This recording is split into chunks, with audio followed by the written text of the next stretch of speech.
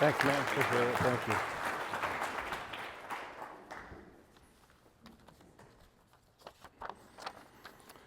Wow.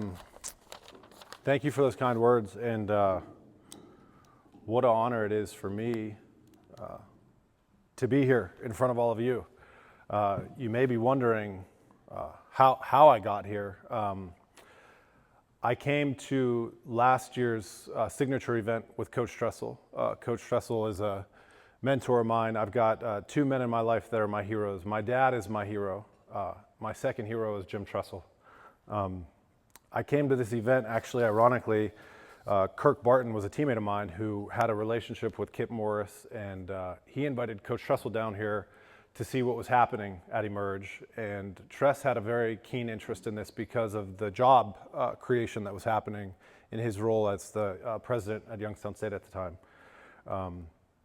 And then I later found out he would be the keynote speaker at this event, and he invited me.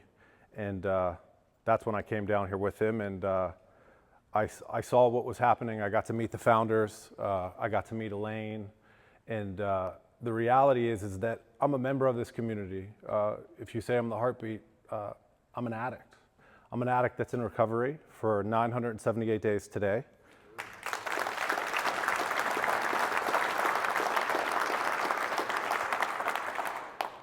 Thank you. And the reality of why I'm here is this is just in response to the love that I've received.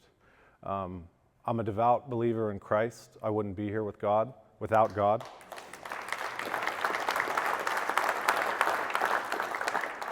And there's a saying, you hear it pretty often. I've even heard it from some of the founders here who are wonderful people who I've grown to really love already. And they say, like, if you knew his story, he shouldn't be here. And I would challenge everybody here to refrain from saying that. And the reality is that we should be here. God kept us here for a reason.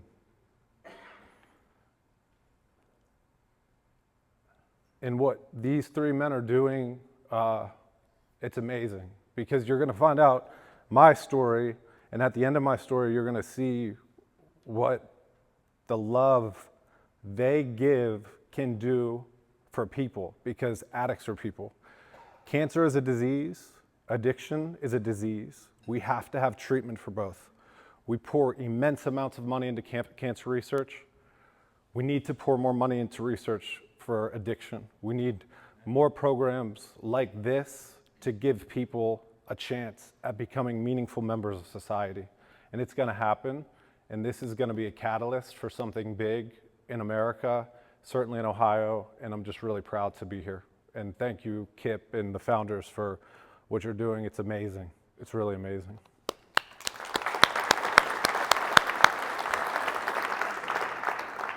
So I'm going to share. This is something that I just kind of like this. I wrote this on January 1st, 2015.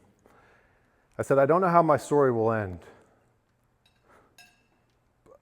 but I have faith it will be filled with adventure, passion, vivacious life, and a love that moves mountains. Right now, I'm just at peace reading what's on the page in front of me. I skim the words with my finger, I turn the page softly, and I savor the story. Even in its incompleteness, I am still whole, and I am still beginning, even though my pages are watered, worn, torn out, rippled from catching ink tears. I still know that the very best moments of life are ahead. That was in 2015.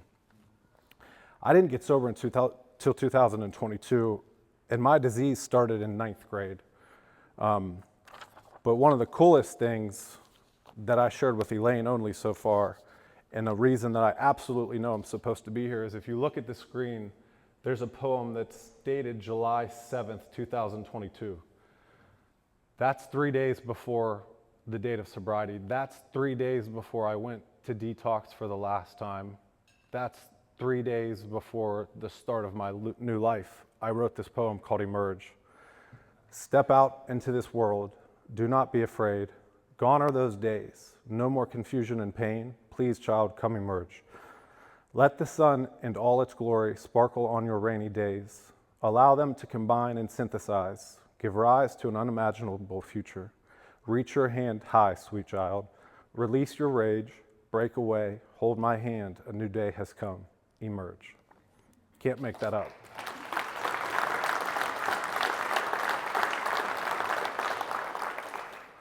I guess I'm emotional as I sit here and talk, and my voice cracks a little bit because I really didn't want to be here. I didn't want to be alive. I came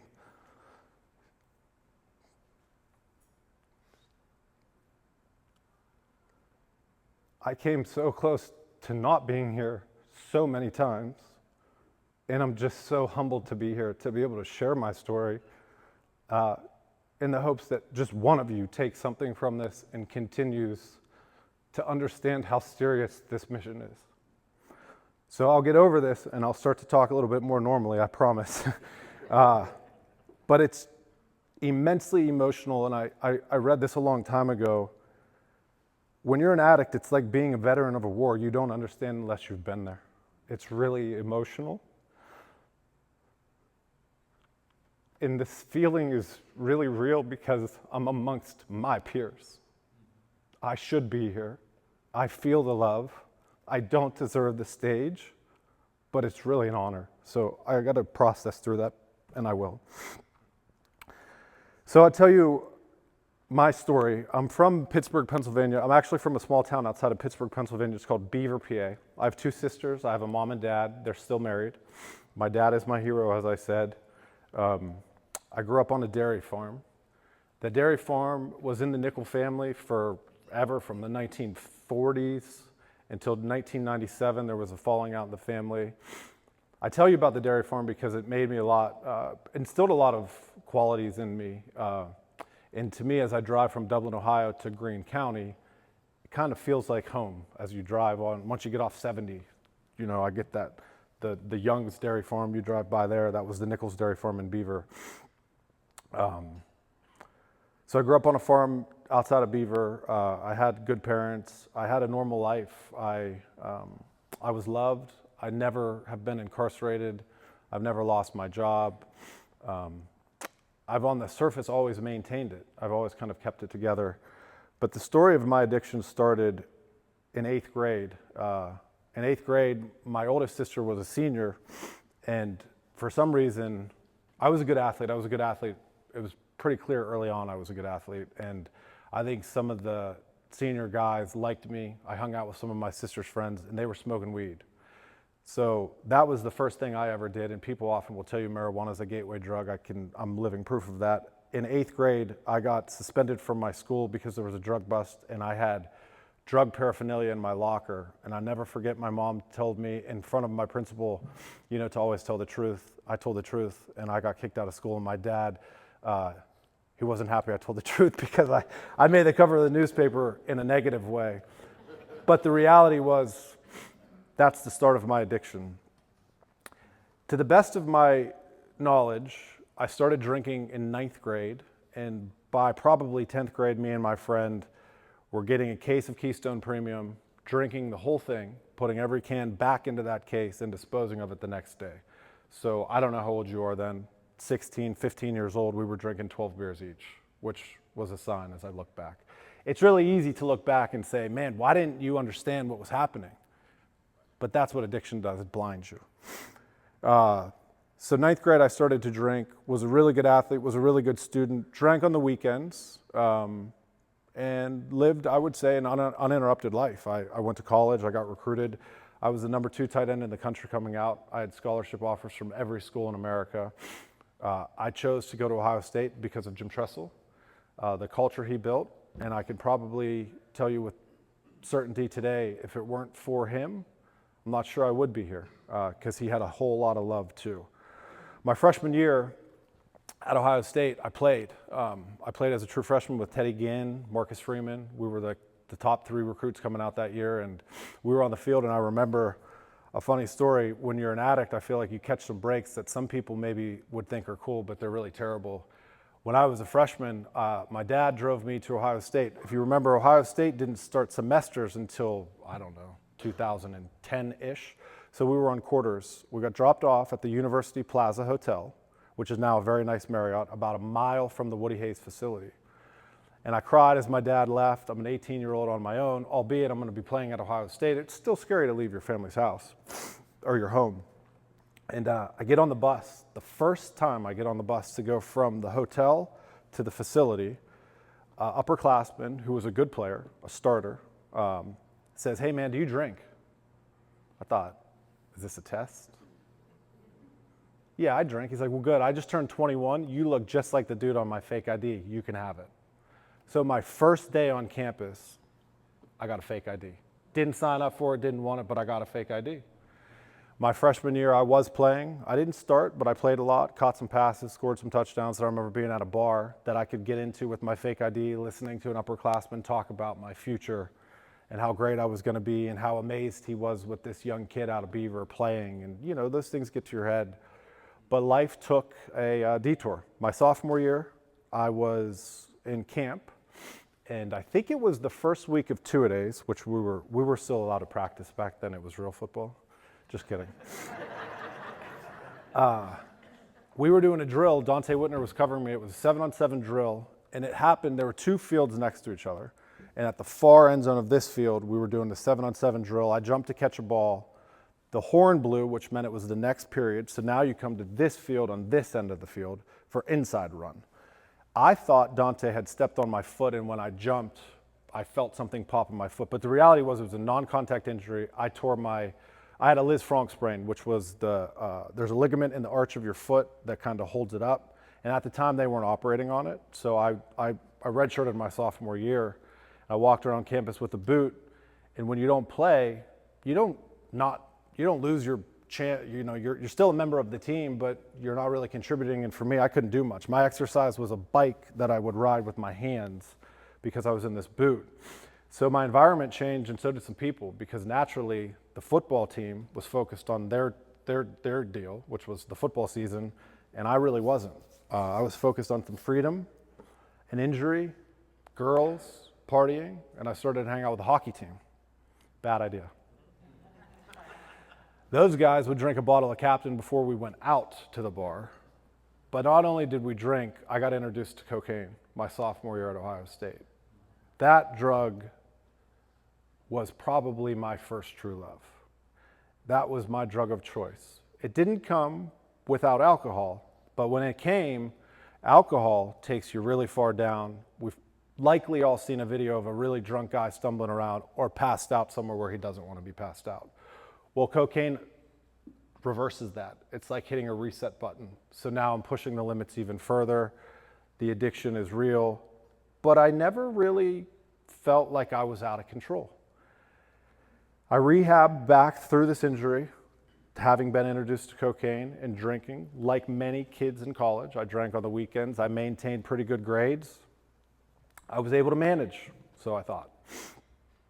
I got to my senior year of college, and the prospect of the NFL became very real. There's a lot of money involved in the NFL.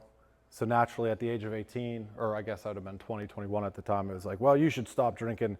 You just stop for now, have a great senior year, get drafted, get paid. I did. I didn't drink my senior year. I stopped. I didn't drink or party. And I had a pretty good senior year.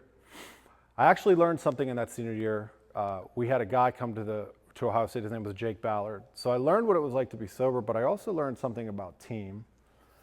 And that was that in life, if you want to get something, you got to help somebody else get what they want. Jake Ballard is from Springboro, which is very close to here. He was a very good football player, good enough to where he threatened my playing time, and I didn't like that. But what I learned in that year was that I played at about 254, Jake played at about 267, and they wanted us both at 260. So what he was good at, I wasn't good at, and vice versa. So we helped each other. We became best friends in my senior year. We actually played a lot of football with two tight ends on the field, both Jake and myself. He became a good friend. He still is one of my best friends. And I'm really thankful for that year of sobriety because I had enough clearness in my mind to find love from him. And he, to this day, is somebody I love and cherish. And that lesson of helping other people get to where they want to be has stayed with me forever. But after my senior year, we played Texas in the Fiesta Bowl. We lost, unfortunately. And after that game, you come back to Ohio. Well, when you're a senior, you could do whatever you wanted. And I got on the plane and I flew to Charlotte to visit some friends and family. And I thought, I'm going to party one last time before it's time to start training for the NFL. And that was going to happen back in Columbus. So I went to Charlotte. Again, new environment, new people, out of the routine. Drank, which led to cocaine, which led to a bender of a weekend. No harm, no foul. There's no crazy end to that story. Go back to Columbus, start to train. And on the first day of training, I tore my hamstring. That was ultimately the end of my NFL, or my football career. I trained. I didn't perform at Pro Day. I didn't get drafted, but I did sign with the Washington Redskins. And I went to camp. I never played in the NFL in a game, but I signed with the Washington Redskins. And as I look back on my story, I think the reason I never got to play, absolutely wasn't because I wasn't good enough. I was absolutely good enough, but I wasn't capable of handling what that would have given me. And what that would have given me is money and access to new people, new environments, more drugs, more alcohol, and that would have taken me. So I believe God didn't let that happen. But I tell you, that forced me to a new stage in my life. I moved to Phoenix, Arizona, where I had a normal job. I got a job selling copiers, a Xerox job, first entry-level sales job, which was tough. I did well, got promoted to a new position, was drinking and using in and out of, I would say, as I look back, I know how big of an issue this was in my life, but I was like a lot of my friends, living my life, doing my own thing. And ultimately, I left Arizona because I lost control again. So this has gone from 9th grade now to 2013, this reoccurring theme of losing control because of the addiction. I moved out of Arizona, I moved home, and this was my first stint in rehab. I lived with my sister Lisa in Cranberry and her sweet little daughter Lily, who's now 12 years old, my niece. Went to rehab, got sober, got a new job at Zimmer selling orthopedic implants, and I moved to Warsaw, Indiana with 15 other people. Warsaw, Indiana is a new environment, new people. It's also in the middle of nowhere. All we did was learn how to do this procedure. We lived in a house together, and everybody there knew I was sober. And nobody cared. Nobody really does care if you're sober. That's a misconception, I think, when you're in a situation like me that maybe we use it as an excuse. But I was doing great. I was doing fine. Was in Warsaw, and on my 365th day of sobriety, we would drive to South Bend area, get on a train, take it to Chicago. On my 1-year anniversary of sobriety, it was a weekend, we went to Chicago, and we celebrated. Anyone want to take a guess how I celebrated? One beer. You can have a beer, Rory. One beer turned into, I'm going to go to 7-Eleven, and this is so clear in my mind, and I'm going to get a can of dip, because I dipped. But I had stopped in that year of sobriety. I went into 7-Eleven in Chicago to get a can of dip, and there was a PNC ATM, when I still think they have them in 7-Elevens, or UDF it might have been, and I met a drug dealer. Conveniently, I could get cash to buy cocaine, to then drink 30 more beers, to then do 2 grams of cocaine, smoke cigarettes all night, and wake up on a stranger's couch with no phone. Happy anniversary. So from that relapse until July 10th of 2022, I was actively living as an addict. I managed my life. I managed my relationships. I got married. I had 2 kids. I think if you can, there's my first 2. That's Harper and Callum. They are 6 and 7. I got married, and I got divorced. I lost the ability to see my kids. I got a guardian ad litem appointed to my case. And there's some people from the court system here. And if you know guardian ad litems, they're like angels, because my guardian's name is Bobby. That's all I'll say. I hated her. I hated everything about her. She called me, she didn't call me anything, but she knew I was broken. She took my kids away from me. She challenged me to get sober. I challenged her back. Fake drug test, blew through fishing lines to beat the backtrack system, got caught every time. Bobby never gave up on me. And that's a really important thing for an addict. And I would tell you today, I'm going to get more time with my kids. I get to see my kids again, these two kids. I get to see them every other weekend and Wednesday nights, and it's unsupervised. But that's all because of the guardian ad litem. That's a little side note. That wasn't necessarily planned, but the guardian ad litem saved my relationship with my kids, and I will forever be thankful for her. So treat them well. They have a terrible job. They have a terrible job. But man, if they do it well, they can really help you.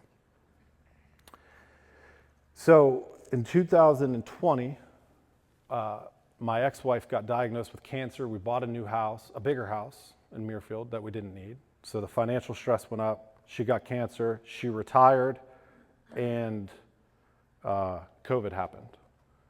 And that is when my wheels completely fell off. Didn't know how to handle the stress. So what do?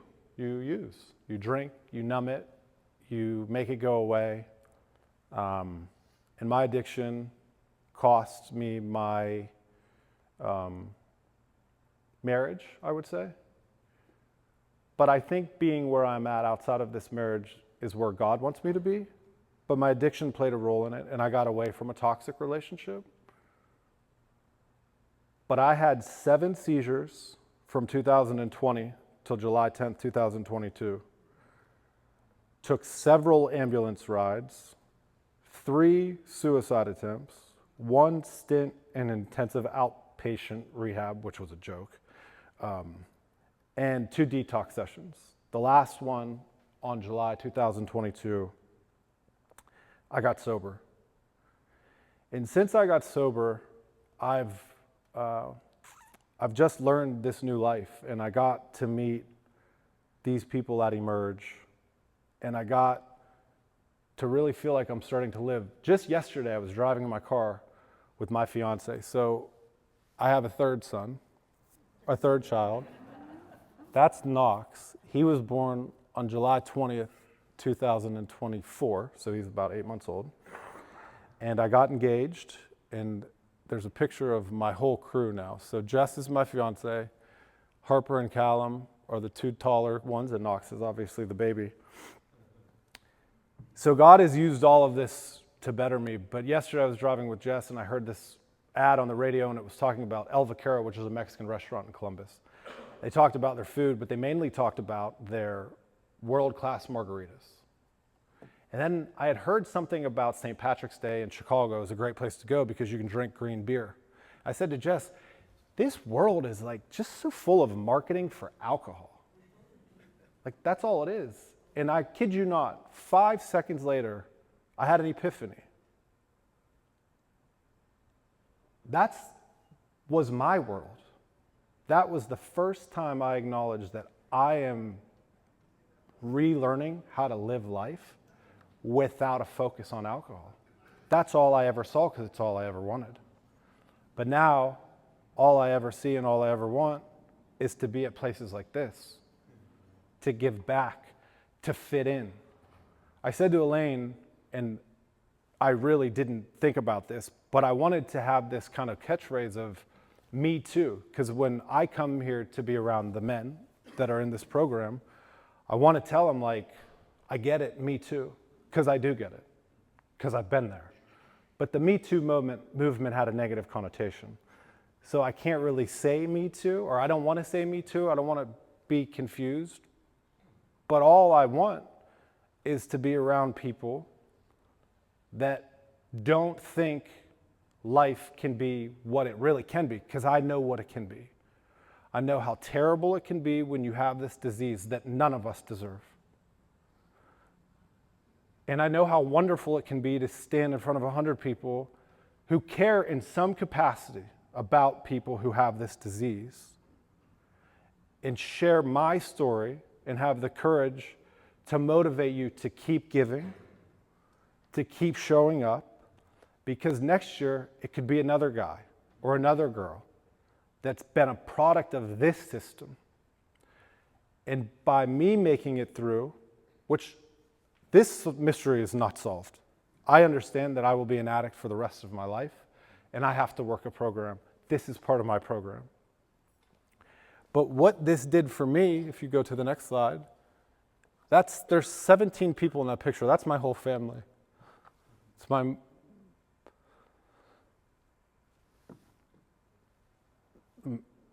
my dad and my mom.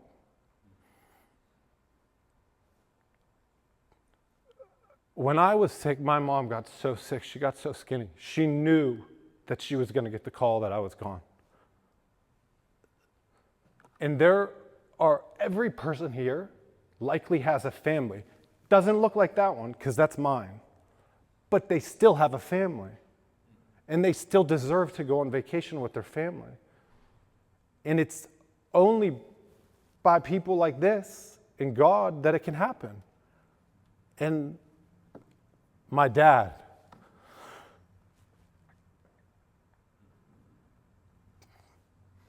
probably the best man I know.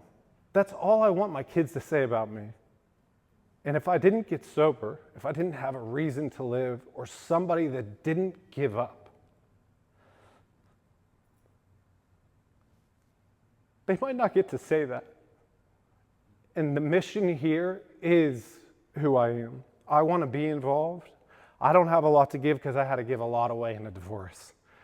But it'll come back. I'll give my heart. I'll give my time. I will pray. I will continue to support Elaine. And I will continue to show up to help these people that deserve to be loved. Because if you love them, it might be all they need. It doesn't take a lot. It doesn't always take money, although we need money to keep the doors open. It really takes a lot of love. And I'm really, really compelled to believe that the people here love, that what's happening here is special, that what's happening here will be reproduced, that Tressel is the lieutenant governor for a reason, not that we have control over, that bigger things are on the horizon.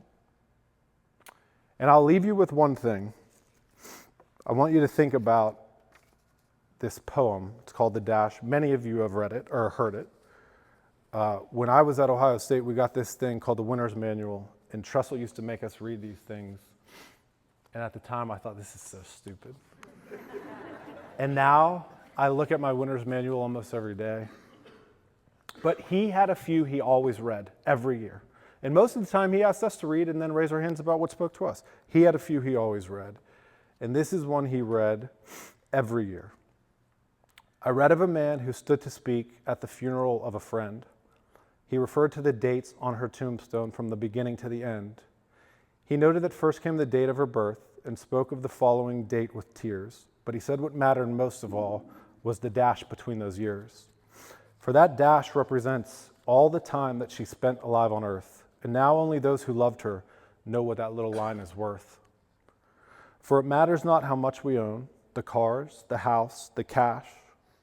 What matters is how we live and love and how we spend our dash. So think about this long and hard. Are there things you'd like to change? For you never know how much time is left that can still be rearranged.